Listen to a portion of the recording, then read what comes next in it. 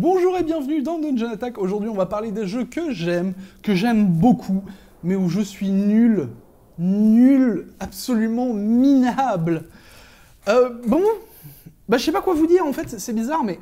Bonjour les chats. C'est bizarre, mais en fait, les jeux de société, j'ai pas le même truc que les jeux vidéo, genre, j'ai fait énormément de jeux vidéo compétitifs, j'ai joué à Rainbow Six Siege, j'ai joué à CSGO, à la grande époque de CSGO, elle me mange le doigt. Tu vas venir à chaque vidéo pour me manger le doigt, petit chat? Bref, donc, je sais pas pourquoi les jeux de société, je ne tryhard pas comme dans les jeux vidéo. Et du coup, ça se ressent parce que je gagne pas beaucoup. Mais j'aime quand même beaucoup ça, hein, c'est pas le problème. Hein. J'adore jouer à des jeux de société, même quand je perds. C'est ça qui est formidable. Truc que j'ai pas du tout d'ailleurs quand je joue à des jeux vidéo. Enfin, que je n'avais pas, parce que je me suis beaucoup calmé quand même. À une époque, j'étais insupportable avec les jeux en ligne. Mes potes pourront vous le dire. Et là, ça va mieux. Mais ouais, les jeux de société, je ne tryharde pas et ça me va bien.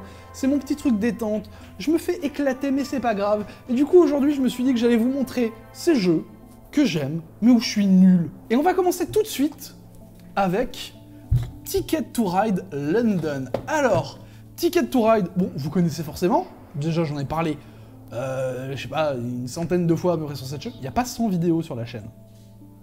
Bref, j'en ai parlé souvent. Et en gros, alors, je vais vous expliquer. C'est simple. Les Aventuriers du Rail, ou Ticket to Ride, j'ai l'habitude de l'appeler Ticket to Ride, c'est le nom original. En fait, c'est un jeu dans lequel vous allez devoir placer vos petits trains ou vos petites voitures sur des routes pour les relier. Et au début de la partie, en fait, on va vous donner des petits, en gros, itinéraires qui vont, hop, vous voyez là, par exemple, ce petit itinéraire-là, donc de Buckingham Palace à Elephant Castle, donc ici à là, paf, comme ça. Et en gros, à la fin de la partie, si vous arrivez à faire cette destination, vous gagnez les points qui sont marqués là. Et si vous n'y arrivez pas, vous perdez des points. Donc à la place, en gros, c'est un malus. Et j'aime bien ce jeu. Alors là, j'ai la version plus petite parce que des fois, on n'a pas envie de se taper 2 heures de Ticket to Ride parce que Ticket to Ride, ça peut être un jeu long, mine de rien. Surtout les versions Europe et la version standard, donc qui se passe aux États-Unis. Et là, c'est une toute petite version, une version Londres. Et j'aime bien ce jeu, mais je ne sais pas pourquoi. Je suis mauvais, en fait, c'est terrible. C'est-à-dire que... Alors, à chaque fois, je planifie bien la stratégie, je suis dans le game et tout, j'essaie de faire les choses bien. Mais en fait, je fais pas attention aux gens qui sont autour de moi en train de faire leur truc. Et à un moment, je me dis, ah mais attends, mais je peux plus la faire, cette destination. On m'a bloqué, en fait. Parce que j'ai absolument pas regardé ce que faisaient les autres, et du coup ça marche pas. Mais bref, Ticket to Ride, c'est trop bien. Alors, par contre, un petit défaut, c'est moche, hein. Regardez-moi ça. Et non, c'est... Attendez, c'est en focus? Là, c'est en focus. Regardez-moi ça, c'est pas beau. C'est terrible comme c'est pas beau, alors que le jeu est bien, et honnêtement, si j'avais juste vu ça, et que j'avais pas joué au jeu, j'aurais dit, non, c'est mort. Non. Non, vous pouvez m'oublier, hein. Allez-y, allez jouer à votre truc, là, moi je reste dans mon coin.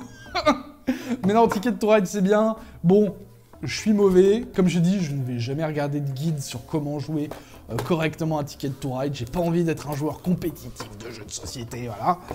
Mais Ticket to Ride, je suis mauvais. Mais c'est bien. Ticket to Ride, je vous recommande fortement de l'essayer, c'est super chouette. Tiens, non, vous savez quoi? On va parler de ça, parce que ce sera un contre-exemple. Pokémon. Alors je vais vous parler du système Pokémon, pas de cette boîte en particulier, mais pour vous montrer quelque chose, je vais vous sortir cette boîte, que je trouve d'ailleurs très bien. Ils continuent d'en faire des boîtes Académie de combat Pokémon. Bon alors Pokémon, le jeu de cartes, le trading card game, le TCG, c'est un jeu d'affrontement de joueurs dans lequel vous construisez votre deck et vous allez en gros combattre d'autres personnes. Alors dans cette boîte, c'est super sympa, on a les règles avancées, des guides de deck, on a 3 decks, un deck Mewtwo, un deck Pikachu, un deck Dracofeu, une petite pièce brillante et des marqueurs. Bon, par contre, les marqueurs sont en carton, c'est un peu dommage.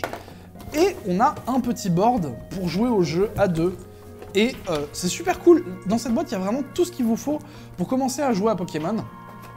Et alors, du coup, voilà, ce que je disais. Ouais, machin, je sais pas, de tryhard les jeux de société. Si, j'ai essayé de tryhard Pokémon très très fort. J'y ai joué énormément sur la version PC qui est gratuite. Je vais vous montrer un petit peu des cartes, parce que les artworks de Pokémon sont toujours super cool. J'ai essayé du coup en fait de jouer à la version PC et de tryhard, clairement de tryhard, de monter le ladder et tout, mais je ne comprends pas la dynamique en fait de Pokémon. J'ai l'impression, et je vous dis ça après 300, 400 heures de jeu peut-être, j'ai l'impression que le jeu est quand même vachement plus random qu'un autre TCG, malgré des modifications de deck. J'ai l'impression qu'il n'y a pas de méta dominante, réellement dominante à 70% de win rate. Et quand j'ai regardé un petit peu sur le net, ça n'a pas l'air d'être le cas. Hein. Oh, regardez-moi ce Dracof est magnifique. C'est assez équilibré à ce niveau-là. Je vois que les top ranking decks, c'est 50-50.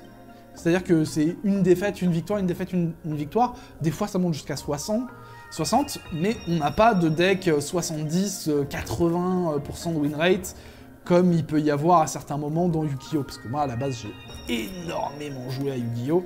Je suis un gros joueur de Yu-Gi-Oh! Et même, il y a un truc qui me plaît moins, en fait, c'est que je retrouve pas les archétypes, en fait, qu'il peut y avoir dans Magic, dans Yu-Gi-Oh! Moi, c'est ce que j'adorais dans Yu-Gi-Oh! C'était de voir quelqu'un se ramener avec un deck, avec un archétype que je ne connais pas, avec un truc que je connais pas, que j'ai jamais vu. Et là, bah, c'est bête ce que je vais dire, mais tu joues à Pokémon, le mec d'en face, il va se ramener avec un deck avec des Pokémon dedans. Il n'y a pas de mystère, il n'y a pas de « Oh la vache, il joue avec que des humains » ou « Il joue que avec des objets » ou des trucs comme ça. C'est des trucs trop bien qu'on a dans Yu-Gi-Oh! C'est que il y a un mec qui va jouer des dragons, il y en a un autre qui va jouer, je sais pas, juste des sirènes. Il y a un autre mec qui va jouer que des robots, il y a un autre mec qui va jouer que des robots, mais en fait c'est des animatroniques cartoon. Enfin, c'est fou, il y a plein de choses à voir, il y a plein de choses à savoir. C'est même peut-être un petit peu trop dense. Et vous savez quoi, on parlera de Yu-Gi-Oh! Parce que je me suis rendu compte d'un truc récemment avec Yu-Gi-Oh! Qui fait que maintenant je trouve le jeu injouable pour des nouveaux et des nouvelles choses. On en reparlera, je ferai une vidéo sûrement dessus. Mais ouais, en fait, je retrouve pas ce côté surprise, ce côté fun, ce côté intéressant des archétypes qu'il peut y avoir justement dans MTG ou dans Yu-Gi-Oh! Et il n'y a pas ça dans Pokémon. Donc ça me branche un petit peu moins dans le jeu. Et bah, ça fait qu'au bout d'un moment, quand j'ai tryhard, quand j'ai joué beaucoup, et que je voyais toujours la même chose, je me suis dit, bon, ça m'intéresse plus. Ça me branche beaucoup moins. C'est beaucoup moins fun que d'autres TCG à voir, en fait. C'est un peu le problème. Pas en termes de mécanique, les mécaniques sont très très cool, le jeu est très très bien. Et je suis en train de me rendre compte que depuis tout à l'heure, je suis en train de dire des trucs négatifs et vous allez sûrement vous dire « Ouais, mais c'est parce qu'il est nul, non ?» Ce qui est possible, hein. D'ailleurs, si je dis une connerie à propos de Pokémon, hein, parce que j'ai dit 300-400 heures, ça suffit souvent pas assez pour voir la profondeur d'un TCG. Si je dis une connerie, n'hésitez pas à me le dire en commentaire, hein. Je suis absolument ouvert aux critiques constructives, il y a vraiment pas de problème. Mais bref, Pokémon c'est bien, j'aime bien quand même. Je sais pas, il y a un petit truc. Il y a un petit truc que j'aime bien, cette boîte est très très chouette.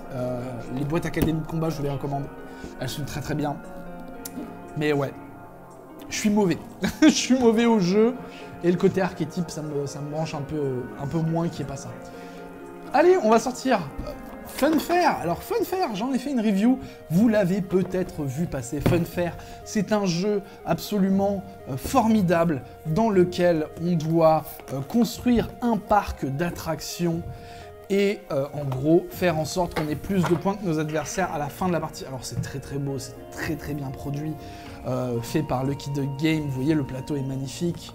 Les cartes ont un design très très cool, moi j'aime beaucoup. Alors c'est un artwork très presque corpo, mais je trouve que ça correspond vachement bien en fait à ce que le jeu essaie de faire, et je trouve ça super chouette. Et en fait le truc avec Funfair, c'est que c'est un jeu qui nous limite à 50 actions par partie, c'est très très précis. Et en fait, si tu tombes avec des gens en face de toi qui ont joué plus au jeu, ils vont te rouler dessus. Ça va être expéditif, ça va être non négociable.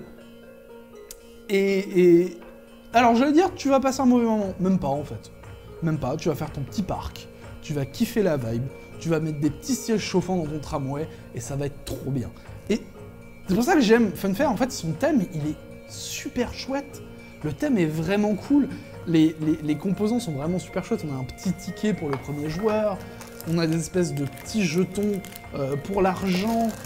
Tout est vraiment super chouette. Alors normalement, il y a aussi un petit... Je le trouve pas. Ah, il est là. Il y a un petit token pour définir les tours qui est super chouette. En gros, on le place ici sur la piste et il avance à chaque phase. Et j'aime beaucoup. C'est bête, hein, mais le thème fait beaucoup pour moi en général dans un jeu de société. C'est ce qu'on voit plus souvent en premier, ce qui nous attire vers le jeu bien avant les règles, en général. D'ailleurs, pour ça que plein de gens se font avoir sur Kickstarter, malheureusement, parce qu'un jeu qui a l'air de défoncer et qui a des mécaniques nulles, ça arrive assez souvent, mine de rien. Mais Funfair est pas nul, c'est un bon jeu, mais je pense que pour le coup, c'est un vrai jeu de doseur. Si quelqu'un y joue beaucoup, c'est compliqué. Et moi, j'ai pas assez joué à Funfair, j'ai dû faire une trentaine de parties, mais c'est pas assez pour rouler sur quelqu'un. Mais j'aime beaucoup ce jeu. Alors, n'allez pas non plus voir ma review de Funfair parce qu'elle est mauvaise. C'est fou. À chaque vidéo, je dis n'allez pas voir mes vidéos, je dois être le pire commercial du monde, quoi. Vous savez quoi? On parle de jeux où on peut se faire rouler dessus par quelqu'un qui connaît. Seven Wonders Duel. Alors, Seven Wonders Duel, qui est la version 2 joueurs du jeu culte qu'est Seven Wonders, c'est un jeu d'affrontement à 2 joueurs dans lequel on va construire notre cité et essayer de prospérer, que ce soit par la science, par le côté militaire ou par... J'ai oublié le dernier. Donc ça vient avec une espèce de petite piste pour savoir où on en est niveau militaire, niveau recherche scientifique. Et en gros, à chaque âge, on va pouvoir drafter des cartes qui vont nous donner en fait des petites ressources, des petits avancements, que ce soit justement militaires ou scientifiques. Et le jeu est trop bien, mais en fait, pourquoi je le mets dedans? Parce que, en fait, c'est marrant, mais je ne pensais pas être nul au jeu avant de me faire plier par un de mes potes. Et je me suis dit, ah ouais, c'est comme ça qu'on joue au jeu en fait. Ah d'accord. Bon, bah... pas grave, j'ai passé un bon moment. Mais ouais, Seven Wonders Duel, c'est très très cool. On peut construire des merveilles, je l'ai pas dit. Tout ce qui est design graphique est très très beau, les composants sont très très bien, le jeu est très chouette. C'est édité par Repos Productions, oui, effectivement. C'est très bien, Seven Wonders Duel. Alors, j'ai pas fait de review de Seven Wonders Duel, parce que je pense que tout le monde en a parlé, tout le monde sait ce que c'est. Je vois pas ce que je mettrais comme grain de sel de plus, à part le côté vidéographie, vous savez un petit peu comment ça marche ici. En général, on fait une jolie vidéographie. Mais ouais, Seven Wonders Duel, c'est bien, mais qu'est-ce que je suis mauvais. Parce que je gagnais toujours contre ma copine. Et je me disais, je suis pas si mal à Seven Wonders, en fait. Puis est venu mon pote qui m'a ruiné tous mes espoirs. Bref, en parlant de ruiner tous mes espoirs, on va parler... Alors, on fait un 2 en 1. C'est-à-dire que là, je vais vous parler de 2 jeux, mais en fait, la raison pour laquelle je suis nul, c'est la même. On va parler de Rumble Slam et de Carnet Valley, qui sont des jeux, alors tous les deux faits par TT Combat. Il y en a un... Alors, il y en a un, attendez. Pouce. Il y en a un, c'est un jeu d'affrontement type skirmish, donc un wargame de type skirmish, où on joue en gros des gangs dans une Venise uchronique, où on va essayer de faire divers objectifs. C'est très très chouette, c'est bien pensé, il y a plein d'éléments cool. Alors je sais pas si j'ai grand chose dans la boîte, parce que j'ai mis un petit peu tout à part. Normalement ça vient avec des... Alors voilà, bon, j'ai mes petites figurines. Les dés sont super beaux, ils sont super chouettes, je vais vous les sortir. Ils sont magnifiques. Et franchement, c'est super cool à jouer, c'est trop bien, il y a plein de côtés cinématiques. Par contre, j'ai fait un gameplay de Carnet Valley et il est pas si mal. Si vous voulez un petit peu voir le jeu en action. Et Carnet Valley, c'est bien, mais en fait, que ce soit Carnet Valley ou Rumble Slam, vous savez quoi? Avant de vous donner la raison de pourquoi je suis nul, je je vais vous montrer Rumble Slam. Rumble Slam, du coup, en fait, c'est la même chose. C'est un jeu de... Allez.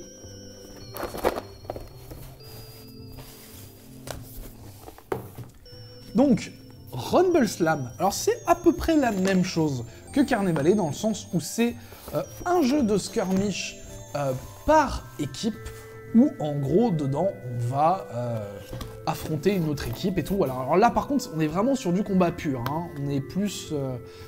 c'est pas un jeu objectif. Alors dans la boîte, on a le rulebook, on a le super beau tapis de jeu, qui est un ring de catch, parce que oui, c'est du catch, sauf que, en fait, on joue avec des orques et d'autres bestioles fantastiques, et c'est super chouette à jouer, ça se joue vraiment bien, même pour des gens qui n'aiment pas forcément le catch. Moi c'est mon cas, je m'en fiche un petit peu, je suis pas forcément fan, et j'avais fait un unboxing de Rumble Slam, les dés ressemblent à de la pâte de fruits, je suis désolé, c'est de la pâte de fruits, j'ai envie de les manger, bref.